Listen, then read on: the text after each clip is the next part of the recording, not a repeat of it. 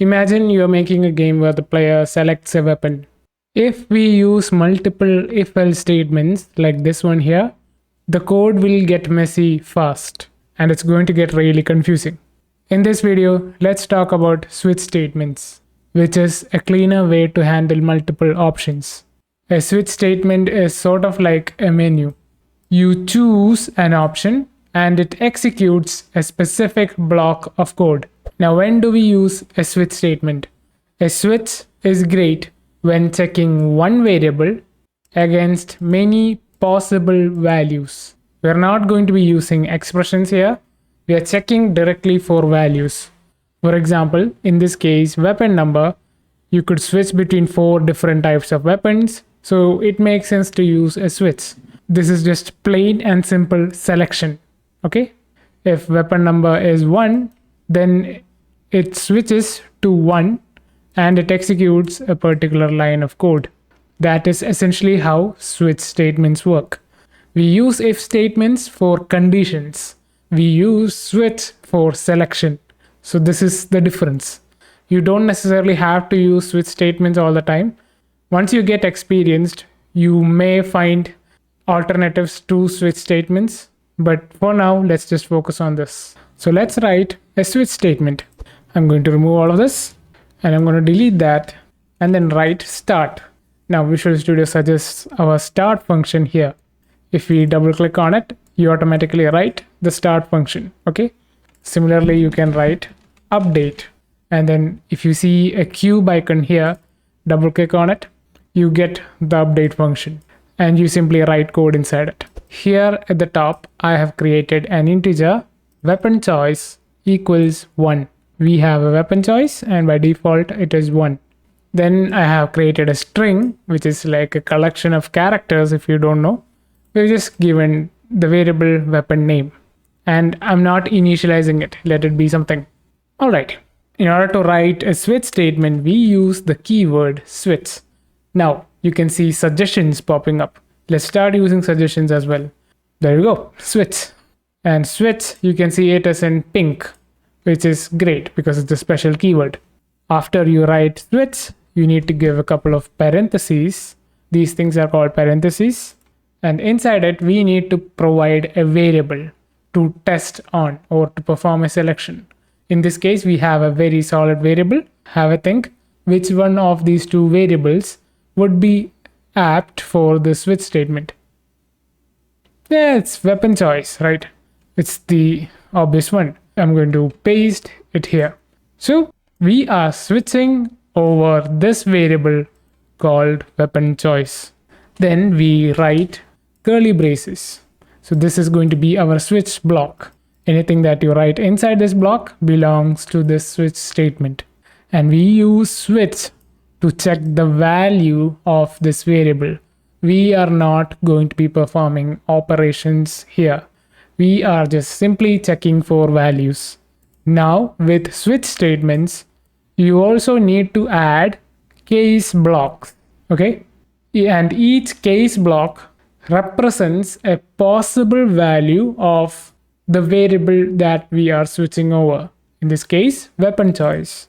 Now what do I mean? Let's add a case. We can write case, then give a space. Now we write the value which we want to switch over. In this case, let's choose 1.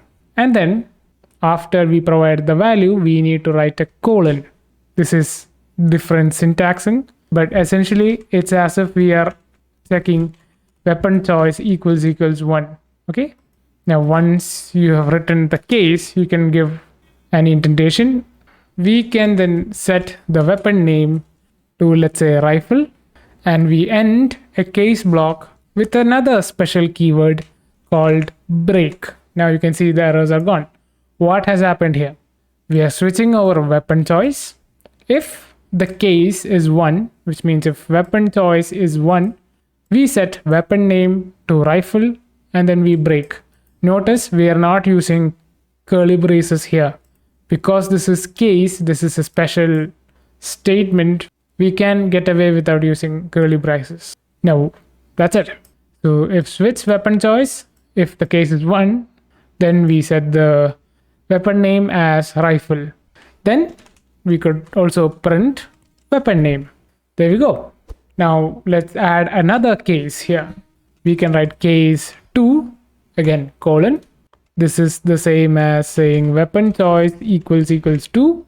We can set weapon name equals handgun, debug.log, weapon name, and then break. Now we have a case 1 where the weapon is a rifle. We have a case 2 and the weapon is a handgun. And based on the value that this integer holds, the computer will execute these lines of code. Okay. If it is a handgun, then it will execute only these 3 lines of code. It won't execute these 3 lines. Okay. And switch cases are essentially faster than if else conditions because it's directly selection. So it's a great win. Now let me show you another advantage of switch statements, that is scalability. We can add 2 more cases and there we go. We have 4 different cases, and depending on the value weapon choice contains, we will execute specific blocks of code, which is a lot more cleaner and more efficient. The best thing is everything is self-contained. If it was if-else loops, there's a lot more parentheses going on and you're creating multiple blocks of code. This time, the entire logic for selecting a weapon is inside this switch statement, which is a great thing. Now, you can even go further once we get advanced. We don't even need a switch statement. Once we learn about things like inheritance and stuff like that, we could basically eliminate all of these lines of code. But not now, not yet. Okay? And there's one more thing that you need to learn, and that is in case if 4 of these do not work, what do? Let's say weapon choice is 5, then all of these cases do not work and it ends it and it does nothing basically. Now what if we want like an else case? We don't have an else case, but instead we have a special kind of case called default. And if we write a colon after default, this is going to treat it as a default case. Just in case weapon choice is not any of these values, then it will run the default block. Here we can write weapon name equals none and then debug.log weapon name. Of course, we need to finish every case with a break. Okay, we will look at the break statement later as well. It's an important keyword and this is your first introduction to it. Basically, once you perform case 1 and when you're breaking it, you're essentially getting out of this switch statement entirely. We're not even bothered to check for case 2. This is an optimization in itself. Now let's save the script, create a test object and then drag and drop the script. You can see nothing appears. Take a look at this code and try to think of why nothing appears in the inspector. This is an honest mistake. I forgot to put something. Have a go. If you've noticed that we haven't made these variables public, nothing appears in the inspector. If you did find it, good job. If you don't, it's fine. We're here to learn. So we write public int weapon choice and public string weapon name. Now if we go back, there we go. Both of these things are here. And I don't know what this is, but apparently restore up is there in my screen right now. So weapon choice is 1 and let's just play. If you go to console, you can see rifle is displayed. If we go to weapon choice 3, clear the console, play again. Sword is being displayed. And finally, if we set it to, let's say -1, hit play, none is being displayed. And the weapon name is also being assigned properly. Great. So cool. But let's take a look at this. We are going a little bit into optimization as well. We can see there's a bunch of repetitive code.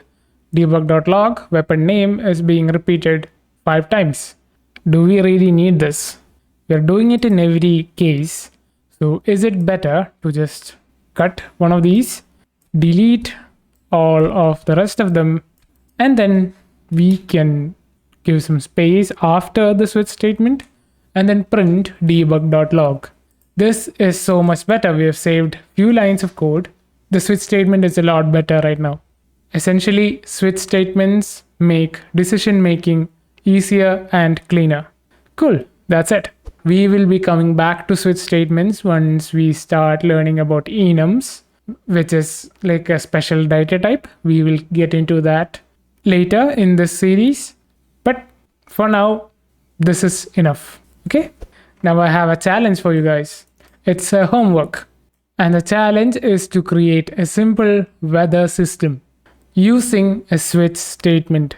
So you should ask the player to enter a number from 1 to 4, or maybe even any number.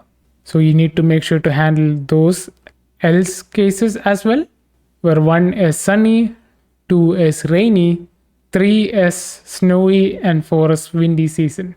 I don't know the actual names of the seasons, but use a switch statement to print the current weather condition based on the number. It's a pretty simple thing. And if you don't know the number, then print unknown weather or something like that. It's a homework for you guys. I believe you'll be able to do it. So pause the video now. I will show you the solution in a few seconds. So pause the video now. And here is the solution. We have an integer weather, a string current weather. At start, we switch on this weather integer. Case 1, current weather becomes sunny, which is a string by the way. Case 2, current weather becomes rainy. Case 3, snowy. Case 4, windy.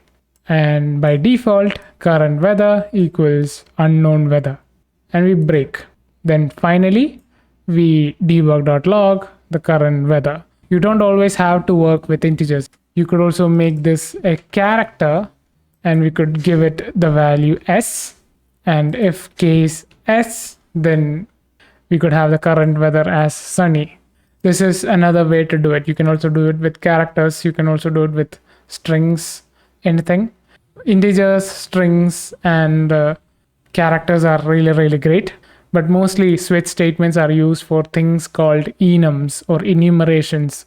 We haven't gotten into that yet.